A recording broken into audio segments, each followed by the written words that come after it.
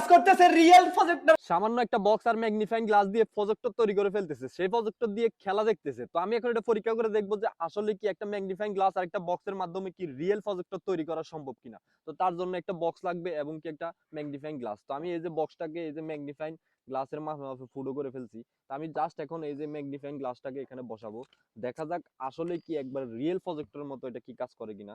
তো আমি এখন এখানে সামান্য সুপার গুলো দিয়ে যে ম্যাগনিফাইং যে গ্লাসটা আছে এখানে একবার পুরো মাপে বসাই দিব।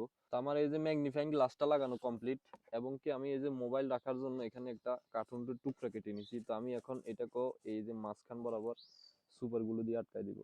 তো আমার কিন্তু এই যে প্রজেক্টরটা একবারে মোটামুটি প্রস্তুত। তো আমি এখন এই যে মোবাইলের মধ্যে খেলা ওপেন করে যদি আমি এই যে বক্সটা এখানে লাগাই দিই, তাহলে এটা একবার দেওয়ালের মধ্যে মারলে একবার পুরো প্রজেক্টর রিয়েল প্রজেক্টরের মতো বড় পর্দার মতো খেলা দেখা যাবে। আমরা এখন একটা অন্ধকার রুমে গিয়ে দেখাচ্ছি যে আসলে কি এটা প্রজেক্টরের মতো কাজ করে কিনা। তো আমরা চলে আসছি একটা অন্ধকার রুমে। তো আমাদের এই প্রজেক্টরটা কি রিয়েল প্রজেক্টরের মতো কাজ করে কিনা, তো আমরা এখন এটাই দেখবো। তো আমি এই যে মোবাইলটা কিন্তু এটার ভিতরে রাখছি এবং কি আমি এই যে ঢাকনাটা লাগিয়ে দিব। তো এই যে মুখে দেখাও, এই যে মুখ দিয়ে দেখাও এটা ভিতরে কেমন দেখা যাচ্ছে। তো আমি এখন এই যে দেওয়ালের মধ্যে মারবো, দেখা যাক এটা কি আসল রিয়েল মানে রিয়েল প্রজেক্টরের মতো কাজ করে কিনা। বিসমিল্লাহির রহমানির রহিম।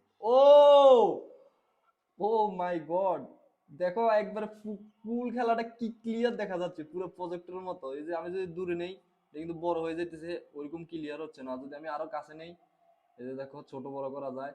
আর এই যে এইখানে রাখলে একবার পারফেক্ট খেলাটা দেখা যাচ্ছে, একবার পুরা প্রজেক্টরের মতো। দেখো একবার সত্য সত্য। তো ওরা ভিডিওতে যেমন দেখাইছে ঠিক ওইরকমই কাজ করছে।